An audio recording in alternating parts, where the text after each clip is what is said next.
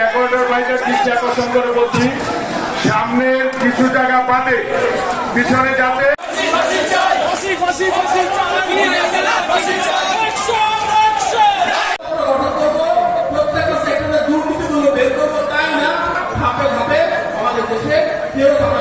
মানুষ জানে যে জনগণের ভোটে নির্বাচিত হয়ে প্রধানমন্ত্রী হতে যাচ্ছেন, তারপর দুইবারের বেশি কারো প্রধানমন্ত্রী হওয়া উচিত না। এটাই রাজনৈতিক সংস্কৃতির একটা অনেক বড় পরিবর্তন। যেখানে হাসিনা যে কোনো মূল্যে ক্ষমতা থাকতে চায়, সেখানে তার বিপরীতে যিনি নিশ্চিত প্রধানমন্ত্রী হতে যাচ্ছেন তিনি বলছেন পরপর দুইবারের বেশি বাংলাদেশের কারো প্রধানমন্ত্রী হওয়া উচিত না। এখানে যে কোনো ভাবে ক্ষমতা আঁকড়ে রাখা ফ্যাসিবাদ বা ভূমির শাসন আর জনগণের ক্ষমতায়নের দল বিএনপির সবচাইতে বড় রাজনৈতিক পার্থক্য। এই সমাজে রাষ্ট্র ব্যবস্থায় এবং অনেক গুণী মানুষ আছেন যারা হয়তো ভোটের রাজনীতিতে সরাসরি এসে সরকারে বসতে পারবেন না, এমপি হয়ে আসতে পারবেন না। এই ধরনের মানুষকে যদি আমরা খুঁজে বের করি, যাদের গণতান্ত্রিক মূল্যবোধ রয়েছে, যাদের দেশপ্রেম রয়েছে, জনগণের ভেতর যাদের গ্রহণযোগ্যতা রয়েছে, যারা বিপক্ষে পদচারণার মাধ্যমে এই বাংলাদেশ পরিচালনায় ওনাদেরকে সম্পৃক্ত করতে পারি।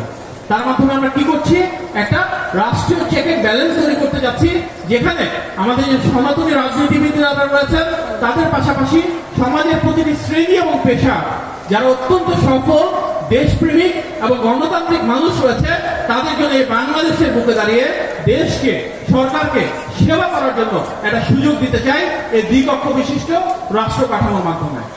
সংসদকে দলীয়করণ করা হয়েছে, সেখানে এমন একটা সিস্টেম তারা প্রতিষ্ঠা করেছে যে যখন যেই সিদ্ধান্ত চাপিয়ে দেওয়া হয় সংসদে সেটা হুবহু মেনে নিতে হয়।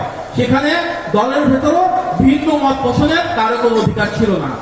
এই জায়গাটাতে হাত দিয়ে আমাদের নেতা জনাব তারেক রহমান বলেছেন যে সংসদে আর্টিকেল 70 বলতে একটা জিনিস আছে, সেটা পুনর্বিবেচনা করে আমরা নিশ্চিত করতে চাই যে যে কোনো একজন সংসদ সদস্য চাইলে সেই তার যে দল আছে দলের সিদ্ধান্তের বাইরে গিয়ে খুব স্পর্শকাতর কোনো বিষয় যদি না হয়, যার কারণে হয়তো সরকার পড়ে যেতে পারে বা বাজেট উত্থাপন করে পাশ করা যাচ্ছে না, এর বাইরে গতানুগতিক বা নিয়মিত যে বিষয়গুলো রয়েছে তাতে প্রতিটা সংসদ সদস্য তার আসলে জনগণের যে প্রত্যাশা, তার আসলে জনগণের যে আকাঙ্ক্ষা, তার প্রতিফলনের মাধ্যমে দলের সিদ্ধান্তের বাইরে গিয়ে ব্যক্তিগত মতামত পোষণ করতে পারবে। নির্বাচনের ক্ষেত্রে আমরা বলছি কি যে আওয়ামী লীগের সময় আমরা দেখলাম তারা 2014 সালে একটা নির্বাচন করলো, যেখানে 154 জন মানুষ একটা ভোট করার আগে অটো পাস হয়ে অটো নির্বাচন হয়ে গেল। 2018 সালে নির্বাচন শুরুর আগের রাতে তারা কি করলো, ভোট দিয়ে দিল। আমরা বলছি সেটাকে নিশিরাতের নির্বাচনের মাধ্যমে নিশিরাতের সরকার প্রতিষ্ঠা হলো। 2024 সালে তারা কি করলো, নিজেরা ভুয়া ভোটার বানিয়ে চাই না বলে আমাদের নেতা বলেছেন আমরা নির্বাচন ব্যবস্থাকে সম্পূর্ণ সংস্কার করব, আমাদের যে ভোটার আছে সেই ভোটার তালিকাকে আপডেট করতে হবে। আওয়ামী লীগ আমলে যেসব কালো আইন করা হয়েছিল সেই কালো আইনে বলেছে সাংবাদিকরা নির্বাচন কেন্দ্রে যেতে পারবে না। বলা হয়েছে যে বাইরের কোনো মানুষ বুথে গিয়ে নির্বাচন কেমন হচ্ছে সেটা দেখতে পারবে না। বলা হয়েছে কি যে বিদেশি যারা সত্যিকার পর্যবেক্ষক তাদেরকে বাংলাদেশে আসার অনুমতি দেওয়া হবে না। আমরা এই ধরনের কালো আইন প্রত্যাহার করার কথা বলেছি এবং নির্বাচন কমিশনে যারা সত্যিকার অর্থে সৎ, মেধাবী এবং নির্বাচনী ব্যবস্থাকে আমরা পুনঃপ্রবর্তন করতে চেয়েছি। আমাদের 31 দফার ভেতরে 10 নম্বর যে দাবি সেটা আমরা বলেছি, আমাদের অনেক মানুষকে গুম, খুন, হামলা মামলা শিকার হয়েছে, তার প্রত্যেকটার বিচার করতে হবে। আপনারা কি চান বিচার করা হোক? কিন্তু গত 6 মাসে আমরা সেক্ষেত্রে কোনো অগ্রগতি দেখেছি? দুঃখজনক হলেও সত্য, আজকে 6 মাস হলো আমরা দেখলাম কি অনেক আওয়ামী লীগের নেতারা, বড় বড় নেতারা দেশ ছেড়ে পালিয়ে গিয়েছে, তাদেরকে পালিয়ে যাওয়ার সুযোগ দেওয়া হয়েছে। আওয়ামী লীগ কি করেছে, মিডিয়ায় ওনার কথাবার্তা বন্ধ করে দিয়েছে। ওনার বক্তব্য প্রচারের জন্য আমরা দেখলাম টিভি চ্যানেল বন্ধ করে দিয়েছে, নিউজ পেপার বন্ধ করে দিয়েছে।